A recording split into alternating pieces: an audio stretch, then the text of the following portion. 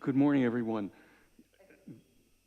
I really appreciate the opportunity to talk with you this morning on the important questions really about cancer disparities, and I'm focusing, as Dr. Von Braun asked me to, on disparities in the United States, but I also will say something about disparities from a global perspective. I have a disclosure.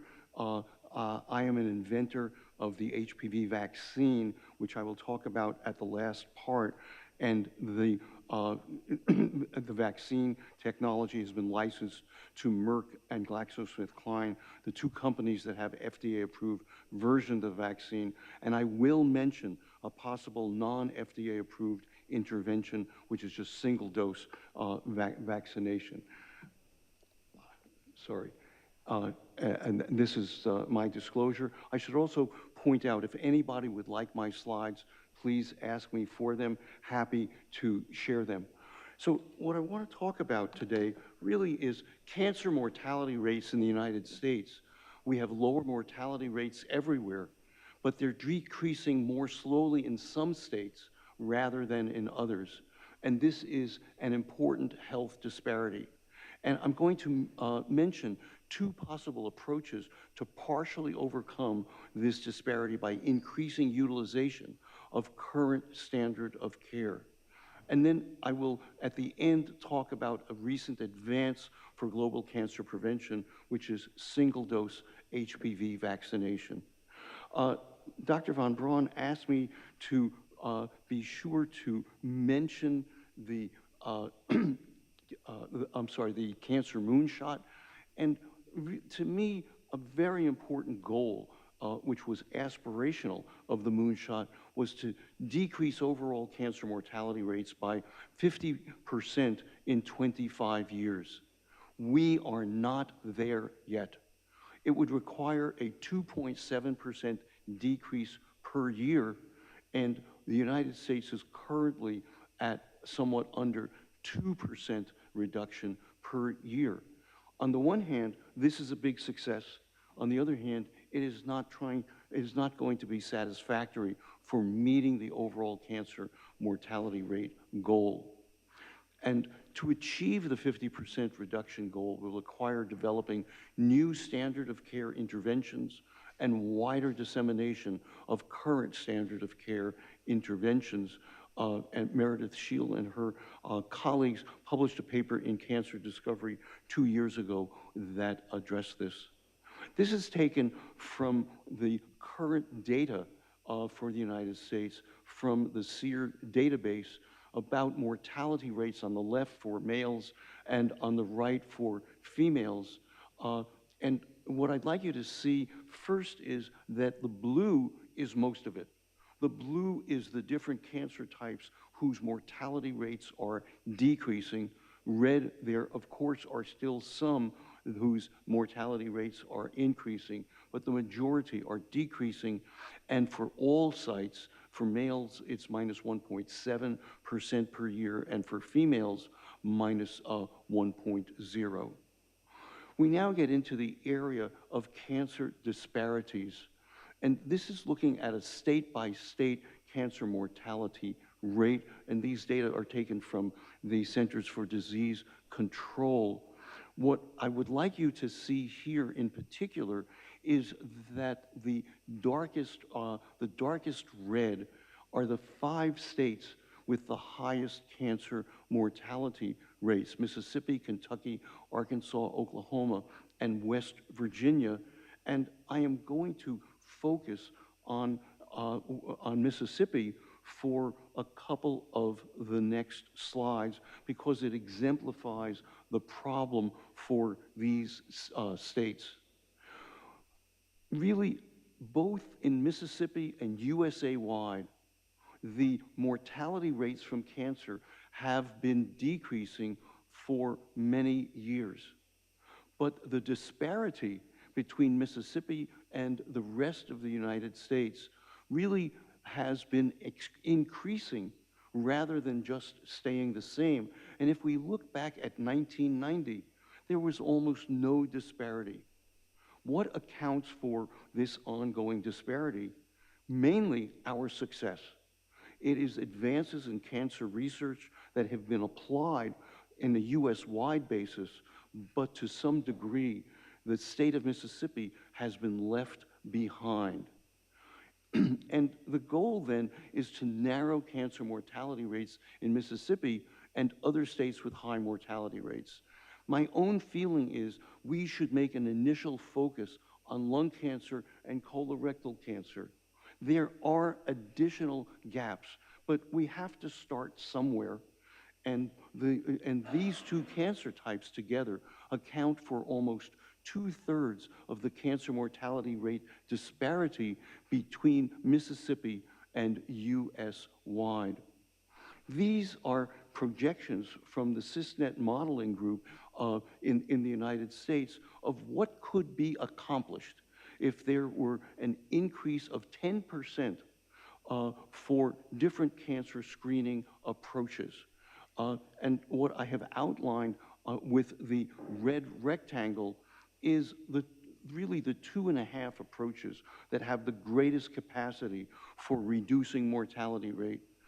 First, lung cancer, and second, colorectal cancer, and in between, the 1/2 is increasing smoking cessation in addition to lung cancer screening.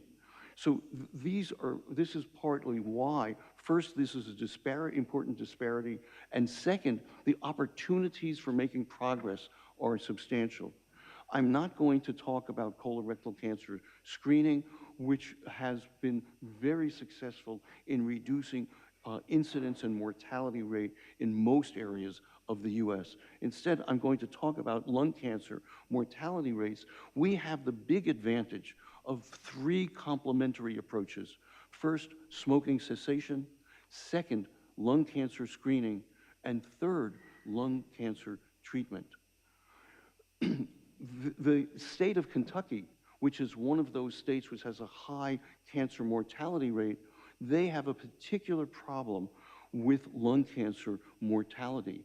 And so over the last 10 years, Kentucky has given an emphasis to increasing their lung cancer screening, and shown on the left is that Kentucky actually is now the #2 state for lung cancer screening prevalence. On the right is the impact from that screening. And in Appalachian Kentucky, which is a particularly poor area of Kentucky, there is a 3 times faster decline in late-stage incidence of lung cancer. And statewide, there is a 2 times faster decline compared to throughout the United States. So in addition to trying to improve lung cancer screening, we also need to improve lung cancer treatment, because fortunately, over the last 20 years, there has been enormous progress in lung cancer treatment. And this slide simply exemplifies for 3rd-generation EGF receptor inhibitor the enormous difference in survival and mortality rate between just doing surgery versus adding the osimertinib for these patients. It also exemplifies something that Dr. Varmus was talking about, which is the importance of genomic testing for people who develop cancer. This is especially true in lung cancer, because virtually everyone who develops lung cancer should be sequenced for actionable mutations, because they can make a very big difference. Of course, in predominantly rural states like Mississippi, the density of oncologists is much lower than in predominantly urban states. So this, to me, in a microcosm, really shows what Dr. Ringborg was talking about, which is how to really extend the advances of cancer research to areas which are not part of catchment areas of cancer centers. So the last topic is cervical cancer, which is prevention by HPV vaccination. This is really global cancer prevention. Cervical cancer accounts for about 80% of HPV-associated cancers worldwide, and cervical cancer is mainly a disease of poor women.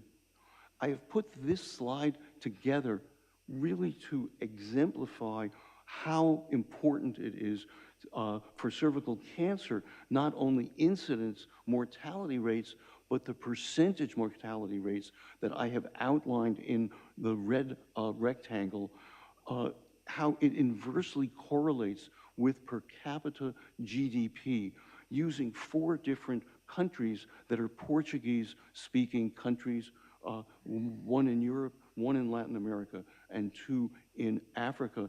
And you can appreciate the devastating diagnosis for cervical cancer the poorer the country is. So that in Angola and Mozambique, more than 2/3 of the women who are diagnosed with cervical cancer will die of their disease. So to increase worldwide uptake of HPV vaccination, we need to recognize that only about 15% of adolescent girls in low and middle income countries are currently vaccinated against HPV. 3 years ago, because of data from the National Cancer Institute and other investigators, the World Health Organization Strategic Advisory Group of Experts on Immunization recommended off-label for just 1 dose or on-label 2 doses for 9 to 20-year-old women. Our responsibility at the NIH is to compile more evidence that 1-dose HPV vaccine can induce long-term protection, a hypothesis that we developed 10 years ago, but has taken a long time because cancer prevention studies take longer in general than cancer treatment studies. Potential advantages of single-dose vaccination: less expensive than 2 doses, logistically easier than 2 doses, but as I said in my disclosure slide, it's not yet fully standard of care. So a little over a month ago, we broke the code on a very large HPV vaccine trial we are conducting in Costa Rica, where cervical cancer traditionally has been the #1 cancer of women. And we were comparing 1 dose of 2 FDA-approved vaccines, Cervarix made by GlaxoSmithKline and Gardasil 9 made by Merck. And what I hope you can appreciate on the right is that vaccine efficacy was very high for 1 dose or 2 doses against HPV 16 and 18, which account for more than 70% of cervical cancer and an even higher percentage of non-cervical cancers. So we hope that these data will be used by regulatory agencies and recommending bodies to more seriously consider one-dose vaccination. Take-home messages: 3.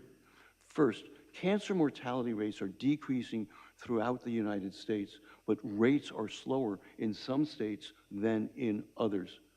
Second, most of the slower improvement is attributable to lung cancer and colorectal cancer mortality rates. So I feel we should focus our attention on those cancers. Not that we should forget about the others, but we need to start somewhere. Third, single-dose HPV vaccine efficacy is as high as 2-dose efficacy. Adoption of single-dose vaccination by regulatory bodies could increase worldwide HPV vaccine uptake. Thanks so much.